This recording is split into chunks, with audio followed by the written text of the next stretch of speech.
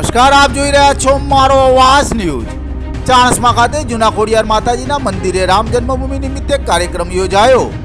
સમગ્ર ભારતની અંદર તારીખ 22/1/2024ના દિવસે પ્રભુ શ્રી રામની અયોધ્યા ખાતે પ્રાણ પ્રતિષ્ઠા થવાની છે। તે નિમિત્તે સમગ્ર ભારતમાં જુદા જુદા પ્રસંગો થઈ રહ્યા છે। એવો જ એક પ્રસંગ આજ રોજ ચાણસ્મા ખાતે જૂના ખોડિયાર માતાજી મંદિર પરિસરમાં નાના ભૂલકાઓ દ્વારા પ્રભુ શ્રી રામ, લક્ષ્મણ, સીતાજી, સબરી માતા, લવકુશ અને શ્રી બજરંગબલી હનુમાનજીની વેશભૂષા ધારણ કરી સાક્ષાત ચાણસ્માની પ્રજાને દર્શન આપવા આવ્યા હોય એવો નજારો જોવા મળ્યો હતો।